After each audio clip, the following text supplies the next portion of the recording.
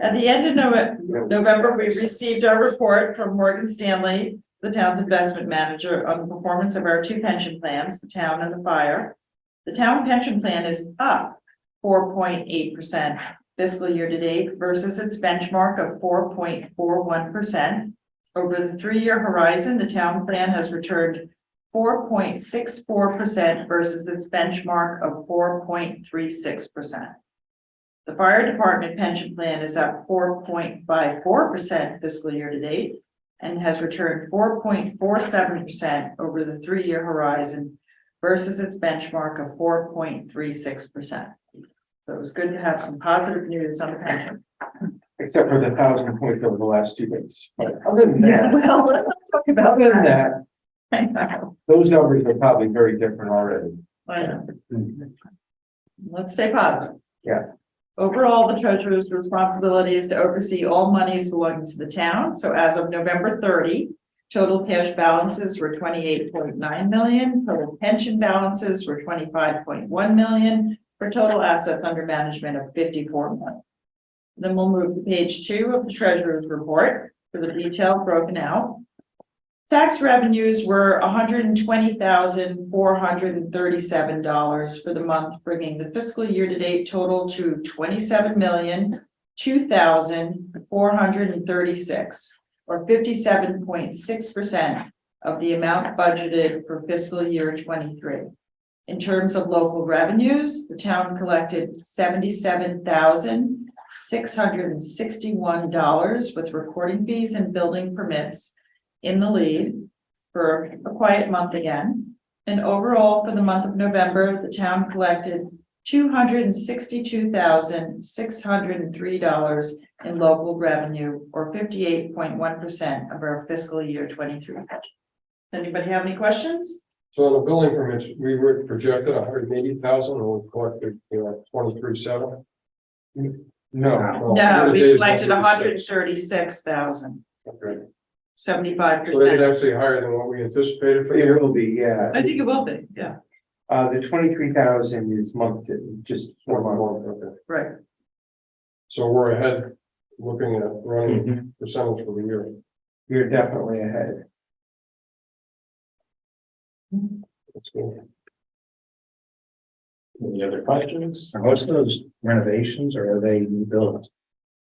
A lot of renovation, I mean, mostly renovations, I'm thinking of tax list, yeah, but we'll talk about that a little bit, or we both will a little bit. I talked to Norm a little bit about growth in the grand list. Budget's going up. I think it's probably very unavoidable this year. I mean, we can talk about that a little bit also, but we'll see what we can get on the revenue side too.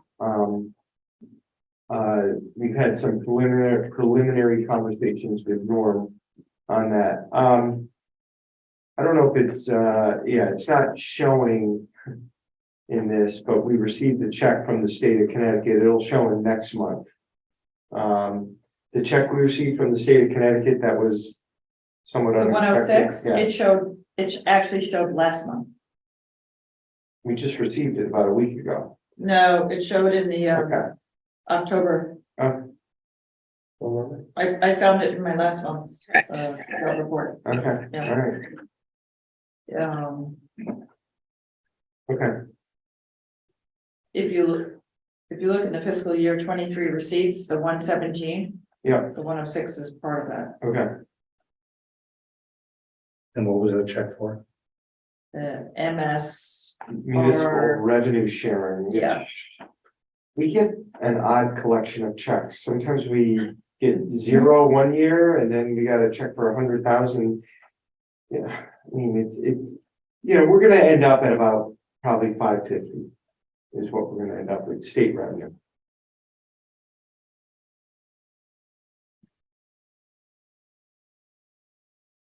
Anybody have any further questions? If not, we'll move on to the finance director's report. All right, good evening, everyone. I'm going to start with my written report, then I'm going to talk a little bit about this year's budget for fiscal year 24.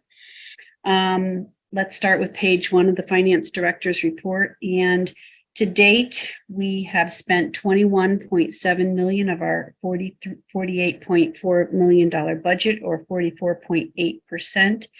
As you can see, we're trending a little bit higher than we were at this point last year. And the general government budget is trending 46% versus 43.4%.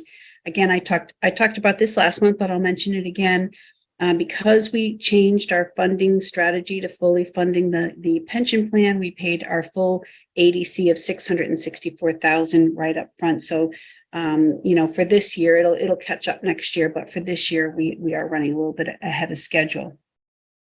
In terms of what has changed since last month, we had a very, very busy annual meeting agenda, and a couple things to point out. The appropriation for the American Rescue Plan was approved at the November 28th meeting. However, the board approved an amount of like $1,408,000, and the actual amount approved was $1,386,292. At the last minute, $22,000 for the Himalayan Cafe was did not go through. They pulled it and it didn't go through. So that number is different than what you saw and what you approved. So I just wanted to point that out. The 3 reimbursable grants were also approved at town meeting. And on page 2, I made a mistake. I got a little bit carried away with all the things that were approved at the November 28th meeting, and the community challenge grant was not approved. So I'm going to fix that for next month. So I apologize for that mistake there. And moving down, the electrical work for $20,000 for the gazebo was approved. The fence for Whisper Cove was approved. The upgrade for the digital sign was approved, and the $125,000 for the camera was approved. So all of these are approved. The funds have been transferred, and I know that all the work is being done on all of those projects as we speak. It has begun, or it has been done.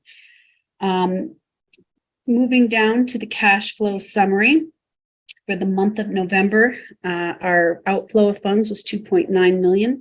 That also happens to be just about the same amount that came out of the general fund, $2.9 million.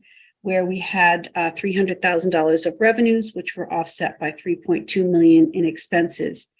For capital funds, they were up almost $45,000. In that area, we had our collections for WPCA benefit assessments that occur in November as well as May. And so we took in $100,000 in WPCA benefit assessment collections in that fund, and also offsetting that was $58,000 in named projects, namely the gazebo was paid for last month. I did want to point out in terms of WPCA that for this year, we implemented the lockbox, which we had for tax collections done the prior year.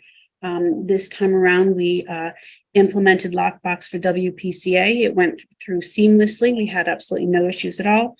46% of the residents paid their benefit assessment through the lockbox, and the remaining 54 came in-house. So that was great. There was no issues, and we were happy that it went out without a hitch. In terms of our capital strategies on page 3, there were really no changes to those amounts, with the exception of the gazebo. As you can see, we only have $1,300 left. We did pay for that and the electrical work. So those funds have been are almost down to zero.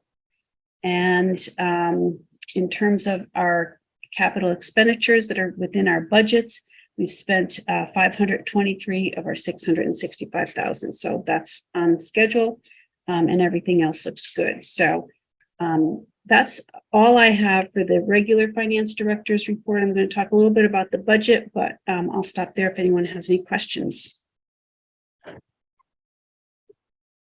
No? Yeah, this is Bruce. Just want to note, just mostly for posterity, just given the way that you described what happened to the 22,000 at the town meeting. I think officially the 22,000 was tabled. Yeah, It was not pulled. I'm gonna comment on that. Under Robert's rule, if you table something at a town meeting, it has the effective result of being withdrawn. Okay. It can always be reconsidered at a future meeting, but because there is no future meeting set, it has the effect of having it basically as if we said, okay, we're gonna withdraw this request at town meeting. I learned that the next day with Mike Cronin. Until and unless We at a act on town it. meeting. Absolutely. Take it off. Yeah, we can put it back on the town meeting. Yep. Yeah, Board of Finance is already approved, so. With the WPCA, you were talking about the influx of the WPCA. At what point are we gonna start sending out a statement so everybody knows what their balances are Balance on what, on each person's account? Because when you get your bills, it's not on there. okay.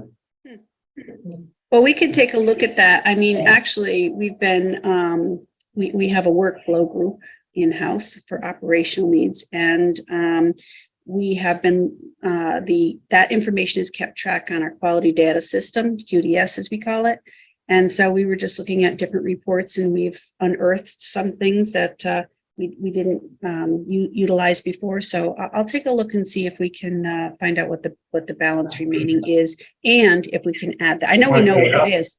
I don't know, and I'll find out if we can add it to the bill. We can add it, we won't. Thank you. Anybody else? Okay, thank you. Yeah, you know. All right, then. I'm sorry, go ahead, Carl. Very quickly, what's interesting about the WPCA payments is that's a rapidly decreasing function of our government, not rapidly decreasing, but decreasing at a steady clip, because these were all 20-year 2%. They have to be paid off on a sale or a refi.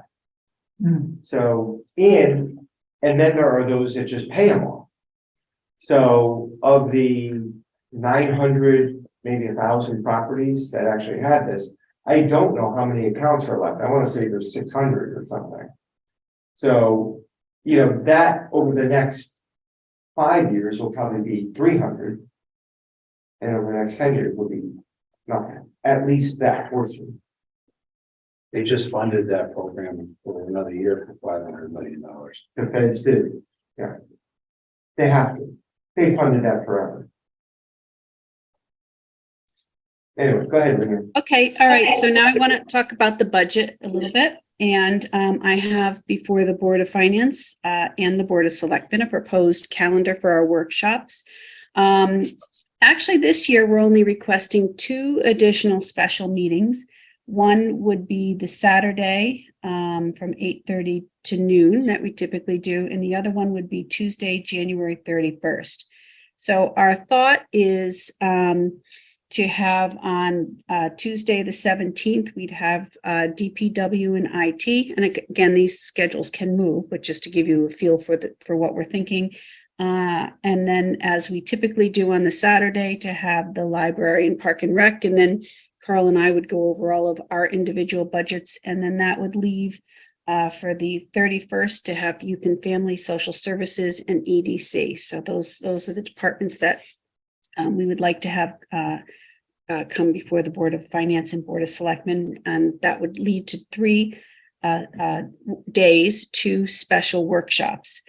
Also included, and there would be another regular Board of Finance meeting in there if we did need to have any extra. We have another day if we wanted to revisit anything in particular. Then we'd have everything to the Board of Finance by March 1st. We are projecting that you would want to have your hearing on March 7th, which would be the regularly scheduled Board of Finance meeting. That would give you 2 meetings to deliberate. And then the annual town budget meeting is May 1st, and the referendum is Tuesday, May 9th. So that's what the schedule's looking like. Certainly, if you have any comments, questions, or feedback, edits, changes, happy to take a look. We have to make a motion for those 2 special meetings. I don't think we typically have. No, as long as they're just We don't properly usually. called, you know, originally when we looked at the schedule, we were talking about, January 17th and then January 24th. And, we all, I think, in town hall appreciate the extra effort on, of having special meetings. Nobody wants to be out additional evenings or days. So I said, let's kill the meeting on January 24th. And that way, it's really that one special meeting at 6:30 and then the Saturday, which we've traditionally done. It does not preclude, of course, a lot more discussion on the budget as you go through your schedule. It just basically gives the Board of Finance an inside look at the budget, a lot of discussion early on, so that you're not pressed for time later on. So, question for me, the education, Board of Education. Do we They, hear them? They will not finalize they don't have their budget to me much before March 1st. So you will see that. That's why it's good to do a lot of the town stuff. And then you can have the Board of Ed in for 1 or 2 meetings if need be, in March. Later, March, okay. Yeah, they don't get it. They're not gonna. Well, have it. they typically do come in, Carl, I'm sorry to interrupt. They typically do come in January or February to give a preliminary look-see. They'll come in, but They they come won't in, have the yeah. budget. They Not won't have the official. budget Right. Book until, February 28th, 27th, somewhere in there. Right. But they will not have voted, the Board of Ed will not have voted on their budget, at that point. Okay, and the chief here reminds me, Department of Public Safety, do we have a? You'll have, the police commission in, on, as you, whenever you see fit, after, you know, you There's can a- basically, go ahead, Liam. Well, there's a meeting on Tuesday, February 7th, that we have nothing on the agenda, so that's room for discussion about more discussion about the budget and or any other departments and things that Board of Finance might like to. And March 4th, you know, or March 4th is. Well, yeah, and March 4th is a deadline. Oh, that's our deadline, okay. After the selectmen's budget is presented, you have to vote on it by February 15th. You can still have meetings after that before the March 1st date as well. You only need 15 minutes, right? You're just part of the general government. So, yeah, there's other meetings in there that I think this board is going to have to decide after they've seen the first few meetings, who they would like to come in and when, on what nights. Given that the Board of Ed is also going to want to come in, perhaps prior to March 1st, and maybe after March 1st, but there is time in this schedule for all that. But it moves quickly. It moves quickly. Okay, so along the same lines as the budget is, what I typically like to do at one of the meetings before the departments come in, as you all know, the finance department does the salaries of all existing employees. We do the benefits, which include FICA, workers' comp, health insurance, life insurance, and all of those things. And so I've done the first pass of that information. Now, Jerry, were you able to get copies of that information to everyone? Do they have that in front of them? Yeah. Okay, perfect. So you can see in the Excel spreadsheet, you can see the very first pass, and you can see the salaries and all of the benefits and what they cost. Those are still subject to change. On the benefit side, we still negotiate right up until almost March 1st. Those numbers can change with some of the health insurance costs and things like that. So that's a moving target. But I did want to state that on the salaries, which it does include the new projected salaries for the police department, and also assumes that whatever their other salaries were from the last year remained flat. But that's not going to be the case, though there will be changes there. But I want you to know that I've incorporated a portion, a large portion of what will happen. And so at this point, it looks like salaries are up 311,000 over last year, or 3.93%. Also included, you can see, is the negotiated salary increases for each of the unions that have been incorporated into the salary schedule. And also, I do like to discuss what is known at this time, what some of the structural changes are. In other words, things that aren't normal course contracted raises and whatnot. And so there's a few things that are going on this year that that will, when the departments come in, you'll have a chance to look in it a little bit deeper. But this year, with the library, when we did the support union contract negotiations, when Carl did, their wages were very close to the minimum wage. So they needed to have some space between minimum wage and their actual salary wages. So their wage schedule changed considerably. We've combined the library wages with the town wages.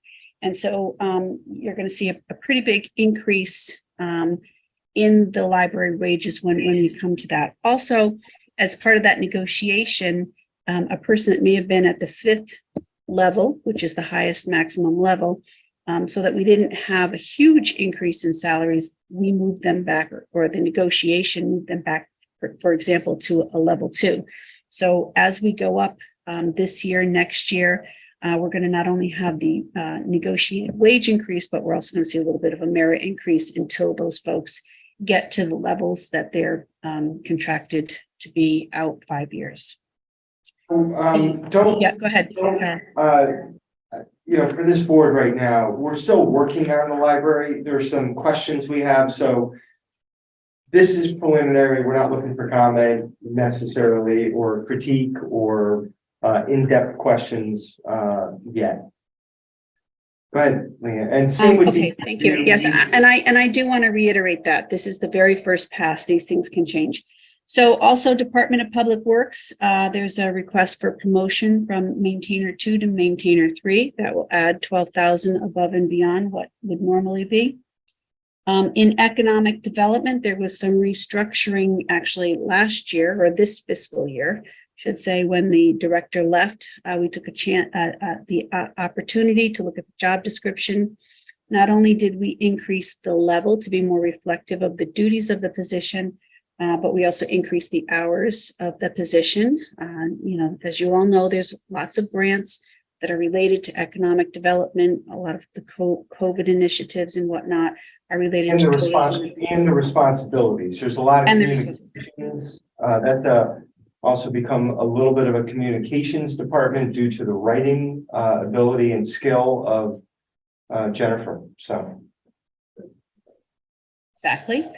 And then finally, minimum wage will finally reach its $15 per hour rate that we've been going towards over the past few years, and we'll see where it goes from there. But right now, I think it's at the cap, and that will be fully indexed on June 1st, 2023. I mean, July 1st, 2023, when we start our next fiscal year. And then, really, I think that the great retirement, the great resignation has had a very significant effect on the town. I outlined all of the employees that 26 employees have either retired or resigned since over the course of 1 year. So that means that we're going from level 5 to level 1. And so over the years to come, they're going to be an increase as well as a merit increase, which will occur in fiscal year 24. So that also adds upward pressure on the overall percent change. So that information is there for you. And actually, even since this was written, we had another employee leave. And so it's an ongoing battle. But for us, for now, people will be coming in at a lower rate for this fiscal year. So that should offset some of the increases to a small extent. So go ahead, Carl. Did you want to say something? With regard, I'll speak to the town side of it with regard to support union and non-union.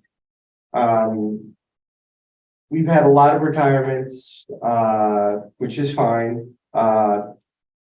we've had I hate to jinx ourselves, but we've had such great success in filling the positions. We just filled the position. Leanne and I were doing an interview. She was in North Carolina, I was in New Orleans, or Baton Rouge rather, and the employee was in Old Saybrook. And halfway through the interview, I just said, Leanne, hire this person. And I think it's a total win. So we are nearly fully staffed. I mean, so we've had people leave. We've made some changes that I think benefit. Like, you know, for instance, we had the two custodians last year, both retired within 14 days. Win-win. Win for them, they're retired. Win for the town. You're going to see some of the savings in the budget this year for that. Health insurance, we're outsourcing all the cleaning, and it's going beautifully. And we've had some other retirements. Obviously, we had somebody in the town clerk's office. We had two in the tax collector's office, both retired. Win-win. Again, we've had incredible success. The offices, I would say, are higher functioning, and only because the folks who are replacing have maybe a new skill set, younger, better with technology, not a criticism of what was going on before. So while this has happened, it's been a tremendous benefit, I think, to the town in terms of, I think, really customer service, efficiency, a willingness to work better together. One of the things we're looking at, I'm trying to get a quote on it. I'll probably, if we do, we'll come to the Board of Finance, is, you know, where the assessor is in the corner office in the first floor, and the town, and then you have the tax collector right next door. We're talking about combining those offices. And just making it one larger suite with a, maybe a smaller entrance. So there's some separation, but they work so closely together. Everybody is totally on board with it. They're like, yeah, let's do it. It's a good idea. There's so many times we have to go out the door, and in that door, it'd be so much easier just to walk. So a little bit of that. And then we learned recently that there are some towns that actually combine their tax collector and assessor, which is interesting. I'm not sure how that works. That would involve some other changes, either in the charter or in the union for us. But that being said, so while there had, and one of the other turnovers we had was the town planner. We're still reaping those savings. This year's budget, 2-3 years later, is still lower than it was 3 years ago. And I feel like we've delivered better services overall to the public and at our meetings. So, knock on wood, literally, change has been good for us. It's not always good. I was in a panic earlier this year when you have your tax collector, your whole tax department resign in 3 weeks. But we've really landed on our feet, I would say. That's my 2 cents on the turnover there. I'm sorry? What are they doing upstairs? Sounds like they're running around. I had a couple of questions on the town hall. One person's getting a 20% increase, which you're increasing hours. What's that? Dan Moran. Dan Moran has been at the same stipend for a while. So, I mean, look, we haven't, I think Dan is probably underpaid. He's here I put that in this year, Brad. Yep, I put that in. I think Dan has been at the same salary. I don't even think Dan's getting any of the percentage increases over the last 3 or 4 years, right, Leanne? He's gotten them, but at 2% on his salary isn't that, like, a couple $100. It's not that much. You Yeah, can't notice it. that's a correct observation. So, yeah. And then there's another one, a 37% increase. Which is that? Sophia, something or other. Sophia So Boatman? Sophia I'm sorry, go ahead, Carl.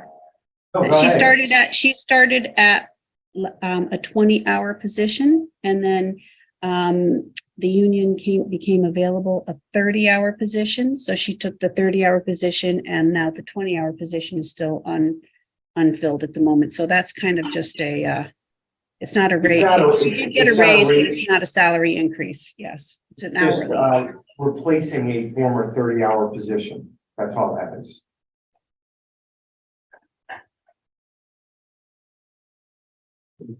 So we will have plenty of Well, time.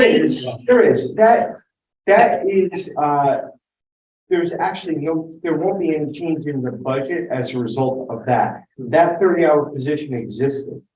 And Tom, that's building, Tom needs 30 hours.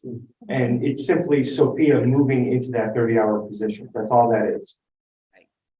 Yes. So she went from a 20-hour to a 30-hour. We had both she came on board on a 20-hour, then the 30-hour opened up. And now you can see in there that there's, I think it just says TH admin. That's the 20-hour position that she vacated. So, You know, going back to a few years ago, we had two full-time in the selectman's office. We had full-time in building, and a couple other down here, full-time positions. yes, sir. With health benefits. Those positions are not full-time anymore.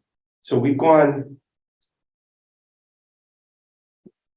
No, I'm just trying to understand where, Yeah, I was addressing, that's fine, I just go. So we went from 35 hours on multiple positions to 30 hours. And we're calling them town administrators as opposed to, building office, and those savings are not recognized in this year's budget, they're recognized in prior year budgets, but. Go ahead, Liam.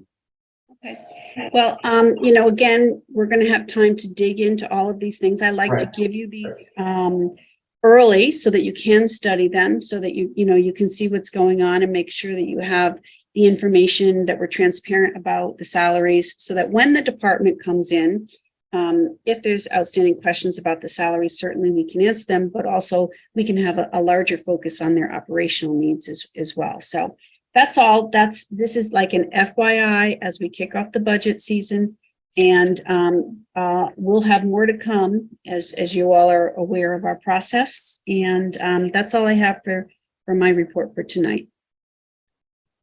Are there any questions?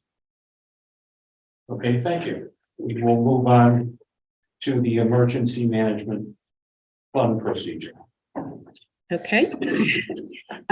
So that's me. So as you know, we've just had the auditors in, and we had a really great audit. I mentioned when they came in at the beginning of the audit that their focus was going to be all about COVID, all of the grants, procurement processes, et cetera, et cetera. And so when they did the audit, as you know, we also have a rather, we have a large overage in our COVID disaster fund. And so they asked us what we were going to be doing with that. And I told them, what our process has been for many years is that when we have overages in those disaster related funds, we put it into the emergency management fund. If we're not able to collect everything from another disaster, then we use that fund to kind of square up all of our balances. And we have discussed this before.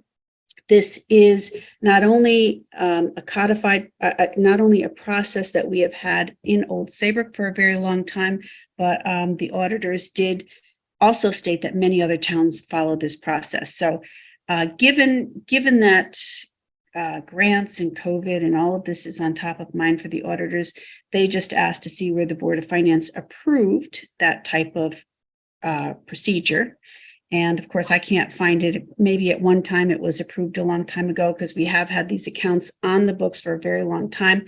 But what I thought was it best that we just bring this matter straight to the Board of Finance and ask you to codify and approve this process. So what will happen is after a disaster is completed, and probably as part of my end of year process, I'll look at all of the disaster funds. If they are closed, meaning we're not going to get any more money, then what I would do is put either, if we have excess funds, put the money into the emergency management fund, or if there's a negative balance, take it out of that fund and close the account with a negative balance. This is very similar to what we're doing with youth and family and the income fund, just making sure that we close everything out. The other thing that I would do is, as you know, I always give reports at the end of the fiscal year. And I talk about what happens with outside services, what happens with pistol permits, what happens with the youth and family funds, how much is transferred back and forth. And I will just add another report to inform everybody on the Board of Finance what disaster funds were closed, what funds were transferred, and presented and inform the Board of Finance of those transfers that are made at the end of the year, should you decide to approve this procedure tonight. So I'll stop there and answer any questions that you may have. What's the account balance in there right now? So in the COVID fund, we have 196,000. However, $42,000 of that was associated with salaries that were on in the general fund. So part of the auditors transfers are going to be that we're going to take 42,000 and give it back to the general fund. So that will leave 154,000 in the COVID fund. Storm Henry, whatever we want to call that. That storm has a negative balance of 46,000. So right there, we would have some excess funds to cover that storm balance that does not have coverage, full coverage. So you're talking about $104,000 basically. Yes. And how about Isaias also? Does that have? That one's about break even. That actually has a very small positive balance, but that would have been one of them. I'm not sure if that, if that's completely, I think that one's done. So that one would be transferred into the emergency management fund. That's that small balance, and then reported on at the end of the fiscal year. And remind me, how do we get a positive? So with the COVID, what happened was typically we only get 75%, and I think the chief is there. He can help me if I'm out of my territory here. Sure. But so typically we get 75% reimbursement from FEMA. So you would have things like, a person and a piece of equipment that we already own, but we can charge for the piece of equipment. So that helps to, go towards the 25% that is not salary related. With this particular event, they made everything 100%. So all the salaries were reimbursed for, all the use of our equipment, all the use of anything that we used on our own, we got reimbursed for. So if those funds are in the account, say 104,000, is there any checks and balances of how they're to be spent? Well, you would see it come out. Well, I mean, the checks, the auditors always balance all of these funds. So the check and balance would be that the auditor sees the transfer. And one of the reports, well, let me back up. One of the reports that we give to the auditors every year that we have to balance to is a report that shows everything, every single transfer from general fund to off budget funds, every single transfer from off budget funds to general funds, every single transfer from off budget fund to off budget fund. So they audit all of that, and that's outlined in the when they come in January and they go over our financials. There's a line item there that says transfers between funds, and that's how it is audited. So they would. That's how the check and balance takes place. I want to follow up on that question. This fund, and correct me if I'm wrong, how will it be used, or will it not be used? Is it used to just simply balance out other funds, or is there a proactive use for this fund? Well, the proactive use would be to cover expenses that are not reimbursed for disasters. So if there is a disaster expense, then it would. I get that. But any other use of the fund? Yes. Okay.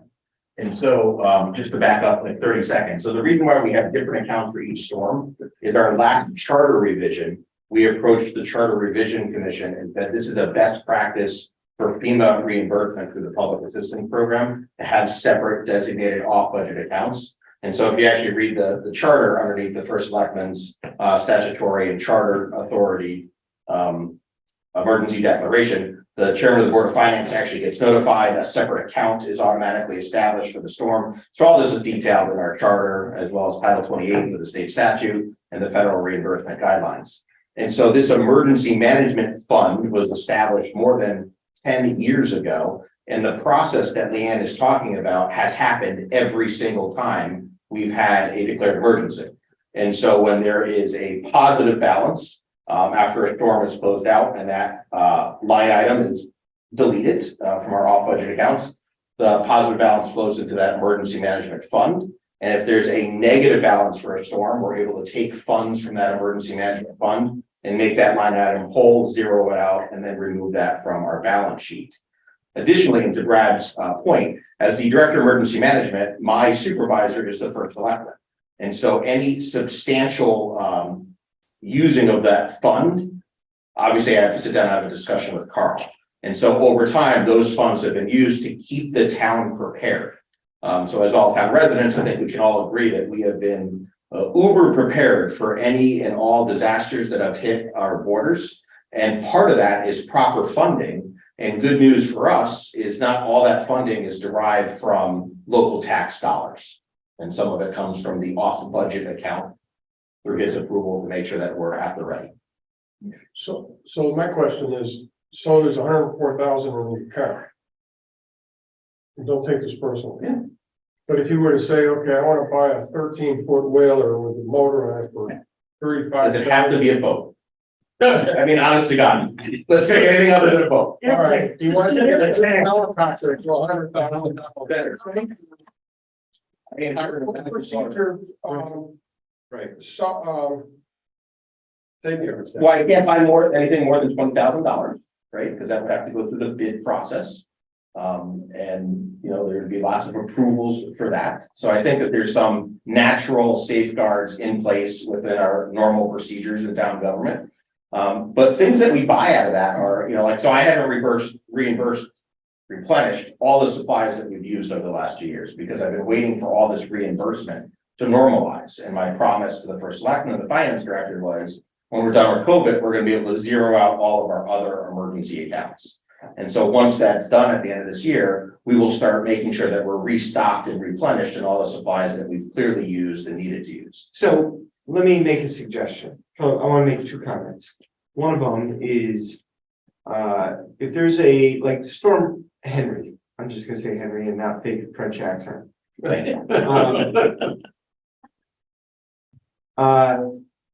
That was, you know, people were posting stuff, you know, of a plastic chair blown over in their yard, saying, "Oh my God, the horror of Storm Henry." You know, it was a big joke, right? But it was a declared emergency, and we opened an account, and the chief spent some money preparing the town for at least a tropical storm, and that's why we have. And there was no federal emergency funding because there was no storm, so we're out of pocket. So that's number one. So that's anytime we get a grant, anytime there's a storm that we think we're going to expend money, we open an off-budget account. Therefore, it's transparent on that. What I would suggest is, after you pass this policy, which I presume will happen, we will zero out all these accounts. And by the way, I think like 10 years ago or even less, we zeroed out some of these accounts from surplus at the end of the year. We did that. So it wasn't from the emergency management account. There were a couple of accounts that had to be cleaned up, and we cleaned them up at the end of the year. So what I might suggest for after we zero out these accounts, in terms of what you want to replenish, since it's not an emergency situation where we're, oh, quick, let's go buy tons of water, use this account. I'll say, okay, there's an impending storm coming. Maybe we can, maybe just a quick memo, run it by the Board of Finance. And that way, in times of peace, you see what's being spent out there without, there's. I'm just looking for a check. No, I totally hear you. And I would want nothing more, right? So that's what I'm saying. Why don't we agree to do that? Come to you. However, under an emergency, there might be an expenditure out of that account. Which we will communicate, certainly. We're not, everything's audited, everything's gonna be on board. But for now, if there's any replenishment that you seek to do, we'll bring it to the Board of Finance even before it's done, because there's no emergency pending. Where would that money come from? That emergency management. Well, if his emergency management fund was depleted, where does the next source of money come from? We might ask for an appropriation from That's the right. From, where? capital non-recurring account or. Surplus. But I'll say this, in the past storms, the chief has not purchased a bulldozer or purchased a front end loader or a crane. He's either leased them with the worker to go with it from local construction Yeah, companies and stuff, so that part. So we don't see. Higher reimbursement rate. So when you rent or lease. Yep. It's an easier pass through to the public assistance program. And the last check and balance that I'm not sure that got mentioned was the fact that it's a quote unquote emergency management fund means that it's only authorized for those types of transactions. So, you can't go buying something unrelated to emergency management out of that account. Does the charter say that the emergency management personnel is directly under the authority of the selectmen? State statute makes it very. Right. Yeah, so the only person in the town that can clear a local state of emergency is the CEO. And I report directly to him. He chooses who the incident commander is gonna be, who's in charge of reimbursement. Whatever. I mean, Oh, there's an incredible balance. And don't forget, everything that comes out of that fund is through the normal process in town hall, the check request, issuing a check. We try to use the P card during storms, make a little bit of a bit extra, right? I mean, but nothing operates outside of the system. Everything is within the system, and quite frankly, when there's a declared emergency, it becomes even more transparent because it becomes its own separate line item that you can easily look at. I want to thank you for being here tonight and with your family time that you're giving up to be here. Thank you. You're very well. Christmas shopping. Yes, although I'm doing gift cards, right, I suggest. Christmas shopping. Yeah. But if we were in a negative balance, we may come to this board and say, we need to balance them out one way or another. We can't just run negative accounts. But before the $105,000 was mentioned tonight, if he had to go out and get supplies and things, and it wasn't coming out of his budgeted emergency management account, we'd give it to him out of non-recurring capital fund. It could come out of contingency in theory. I mean, there are places it could come out of. And it'd be temporary to be reimbursed. But in the past, you take it out of the money that was surplus that you had there. It's just we never knew about it. So when there's a declared emergency, although this won't be the proper phrase, we spend. And then we get reimbursed. Right. That's the reason for that extra. No, but I'm saying for, when you buy all your cots and all this. Oh, stuff yeah, that like comes out of that larger account. You'd come out of that account. Absolutely. And normally, we wouldn't know about it because you would have approved it. I have tents to be replaced. I have infrastructure that has seen better days since the COVID clinic and everything else we've done. And so I have prevented fixing any of that or replacing that or repairing any of that until we're able to balance out all these accounts. And the ice melts. So we gotta And, well, replace it. yeah, hopefully. So one last piece of advice, don't buy your wife or your daughter. A gift card. I won't do that, right? But thank you very much for that. Wait, what? Apparently Brad has purchased his daughter or wife a gift card for an occasion and it did not. And it didn't go over well, I was gonna make a pass. maybe it wasn't. Let's move on. Let's move on. How's Asher? No appliances. Is excellent. That explains it all. Can I have a motion? We need a motion on this, folks. Let's go. I make a motion to approve, what the heck is that called? You wanted to do The it. process. Emergency management fund. To approve the process of placing excess disaster funds into emergency management fund and to utilize emergency management fund balances, to cover expenses not reimbursed for disaster funds. A second. Any further questions? If not, all those in favor, signify by saying aye. Aye. Opposed? Hearing the motion has been approved. Carl, would you mind if I just Yeah, take a little out of order here? no, go. That way, she can go home. Thank you. Yeah. I appreciate that. Yeah, I received a message from the chief today making a request to the Board of Finance, and I just want him to prepare it that way we can tell him yes or no. Go ahead, chief. Great, out of the $140,000 pit. So at our last police commission meeting, the police commission wanted to extend an invitation to both the Board of Finance and eventually to the Board of Selectmen to have us present our budget once in a special joint meeting. So that all three boards that have to hear the presentation, I can give it once and only once, and then during your deliberation time, I can come in and just answer questions for you as opposed to another presentation after another presentation. So it's our way of trying to streamline the process, but get you the same information that we feel is important that you have, but it prevents an additional night out and multiple presentations. So that'll be on, How many hours the meeting? that'll be on the 6th, probably an hour and a half. But that's all that's gonna happen at this meeting. So the meeting is just presentation, no action, no nothing.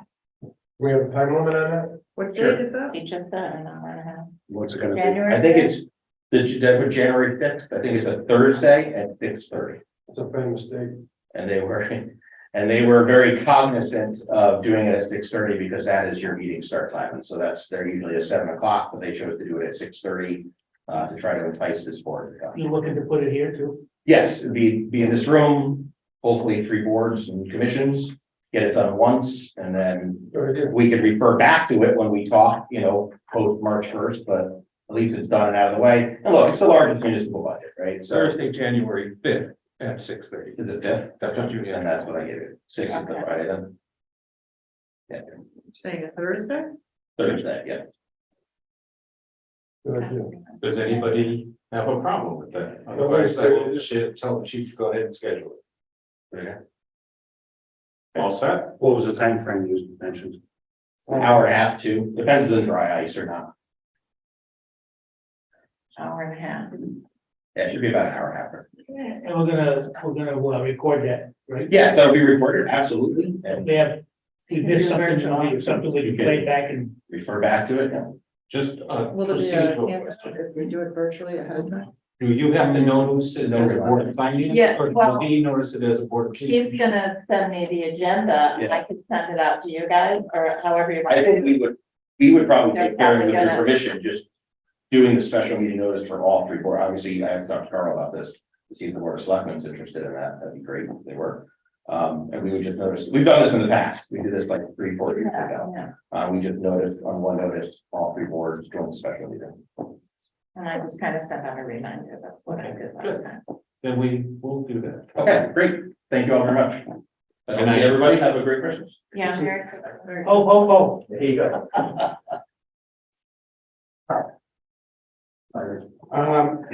While the chief's leaving, hold on. Hold on. I have talked to, over the last few months, I've talked to you about Beaver Dam Trail and that we're trying to get some FEMA funding for that. It's probably $1 million project. Once it's out to bid, could be less, could be more. For a variety of reasons, some of it maintenance of the culvert, that was there. We were denied FEMA funding for that. It's an expensive project. Chief tried like hell. A lot of meetings out there, a lot of correspondence with Jeff Jacobson's office. So I'm just telling you to stay because I was going to report on this. That's all I really have to say about it, other than we were not going to be able to count on federal funding for the project.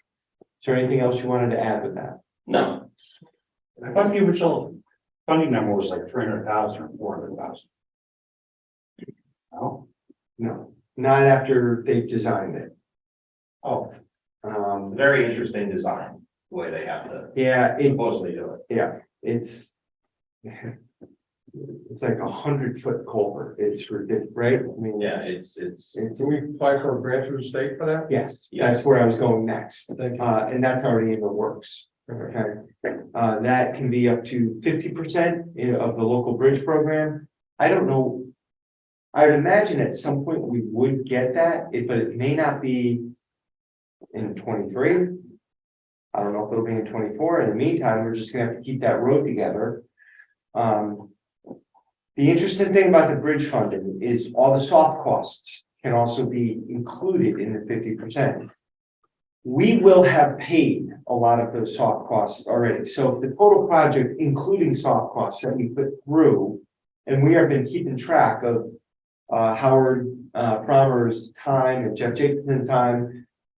So the total cost we put through for this culvert, once it's out to bid, let's say the hard costs come in at $1 million and the soft costs are 200,000 by now. I don't know what they're gonna be.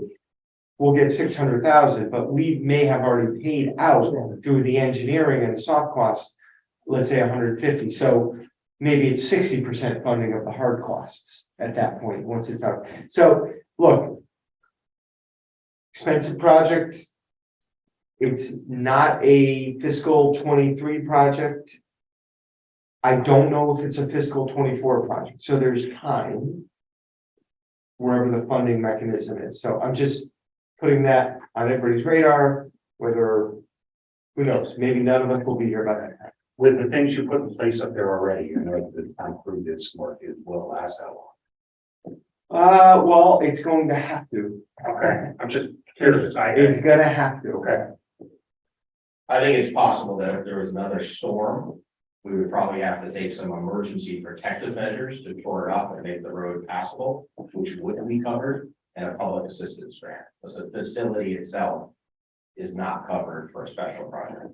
So we're gonna, I'll have to talk to the engineering company that we work with and say, what is the best way to make this hold up over the next year to 3?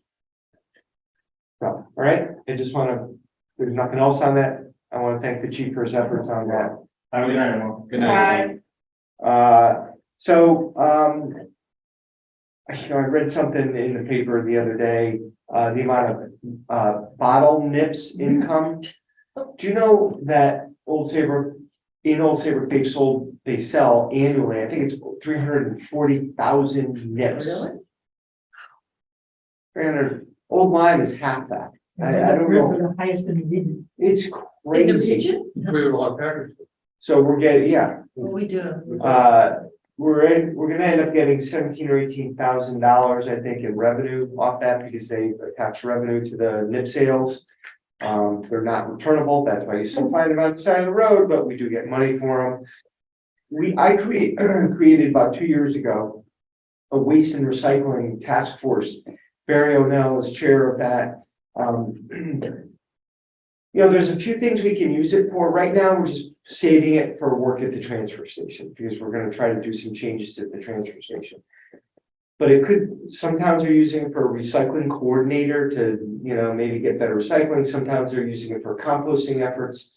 Sometimes they're using it for, to put in those big belly garbage, solar powered compactors. I don't know if that's the look that Old Saybrook wants, but, maybe in certain areas in our parks, maybe, you know, where, you know, a garbage pail is gonna fill up. And this can compact like, I think it's 150 pounds of garbage. So I put that out to the committee today to listen to their ideas. So, but I just thought that was a pretty staggering number that I'd share with you. You know, we're also getting money, and I think we shared this once before, from the opioid settlement. Leanne, I don't know what that total number is gonna be over the course of 2 or 3 years. I think 26,000. 60,000. That money is not a revenue to the town. It's money to be used. It's in an off-budget account. It's money to be used. We're gonna put it under Heather McNeil's direction. And it's for preventive, you know, drug prevention, and things like that. So,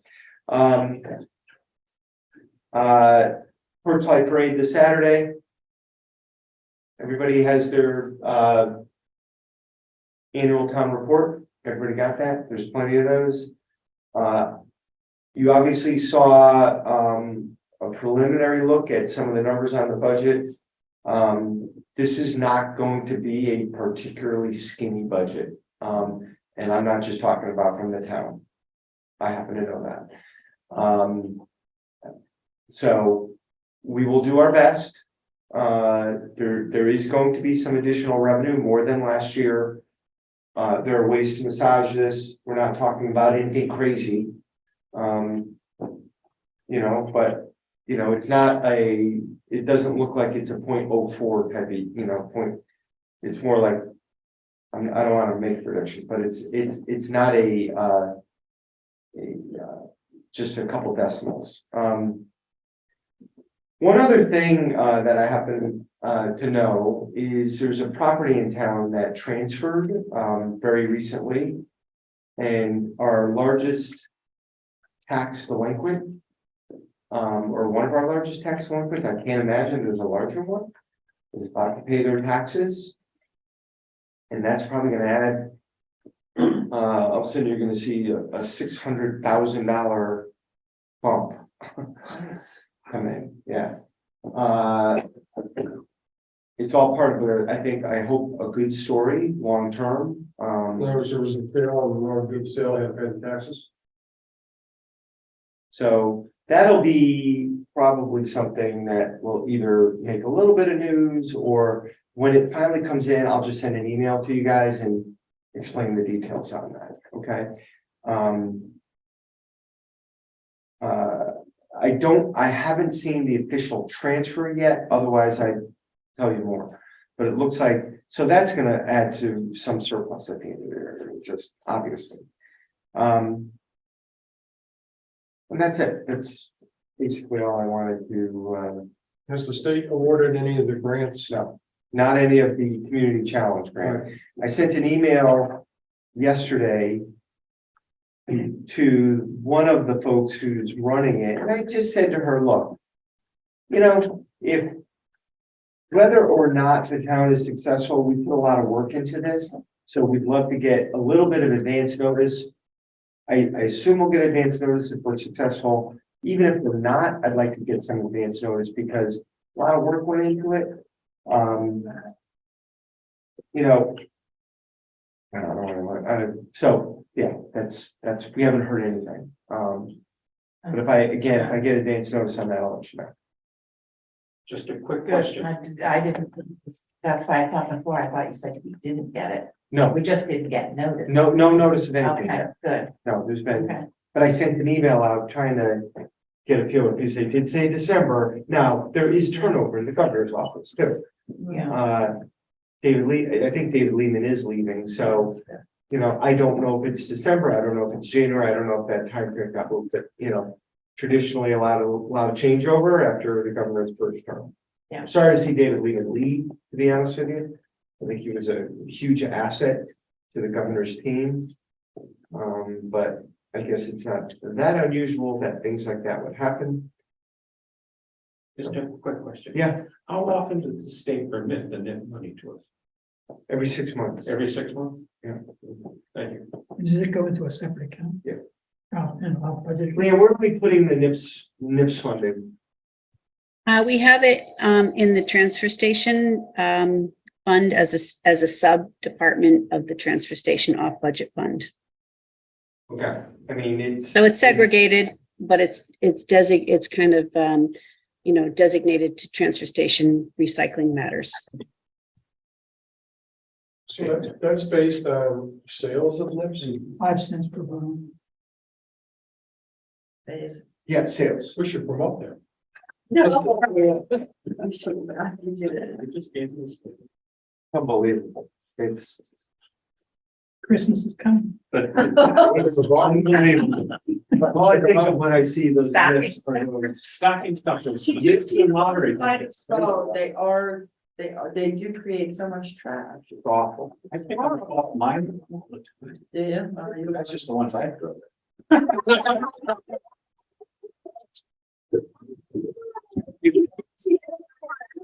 Reports. Okay, then we will go on the comments from any board members. Question to Carl, the put and take table. Yep. What's the story with that? Yep, working on, we had some issues up there. an employee went out on leave as a result. There's some bad interaction with the public. So I went up there and I looked, and there, as you come into the transfer station, there were 4 trailers off to the right. Those are now moved. We have redesigned a space over there for the leave it take it table. It's a much bigger space. It's going to have some 5 or 6 parking spaces. It's gonna have an entrance and an exit. We have to get inland wetlands approval because we're gonna be within 30 feet of an inland wetland over there, but I'm hopeful that we would be able to do that. And the people who want to sit at the transfer station and clog up traffic all day long, waiting for something good to come in, can brew coffee over there if they want and stay all day. But they will not bother. Our employees up there have enough to do where they shouldn't have to police the public. Yeah. And be harassed by the public, and it was in a bad location, I think, before bad location. Because there's no parking there really, and we don't want people parking where you get rid of your trash and recycling and hang out for 20 minutes. So this will dedicate a separate area to it. It will be back. There's no way you can take that away without getting lynched. And It's part of your permit. what? It's part of your permit as well. Yeah, I mean, and it's the right thing to do. I mean, I have stuff in my garage right now that I want to bring there. I'm holding on to. There are chairs. I don't want to just throw them away because someone will take it. I know Yeah, a couple towns tried to get rid of it and they found out the hard way. That's why I'm just curious how long it's gonna be before. it. It's fine. We're gonna make a better, bigger area. Okay. And it's gonna, the Rotary is putting some money up, and there's a grant that we received to build a structure, so things will stay dry on top of it. So it's gonna be a better area. But there was an incident up there, and actually, so I go up there one day, and one of the employees tells me what happened. And while he's telling me, a member of the public came over and yelled something at him. And I turned around and I'm like, what, you know, and I started approaching the person, like, leave this employee alone. And the person came at me at that point. And, you know, he turned around and, but it's just, you know, we're going to have it. There are people who want to hang out there and grab stuff and sell it and, or do whatever they do with it. It doesn't go in MSW as a result. That's fine. So we're gonna make a better area for it. Carl, I Yes. thought it was the Lions Club that was No, it's a doing road. that. No, It's the Rotary? it's a road. Yeah. I thought that. Okay. You never thought there was so much drama around Leave It Take It, did you? I don't think there's any public up there for comment, but if There is one. One attendee, I think. Yeah. Not Not about. applicable. Okay, then we'll move on to comments from the chair, which there are none. Do I have a motion to adjourn? So. Second. All's in favor? Thank Aye. you. We stand adjourned.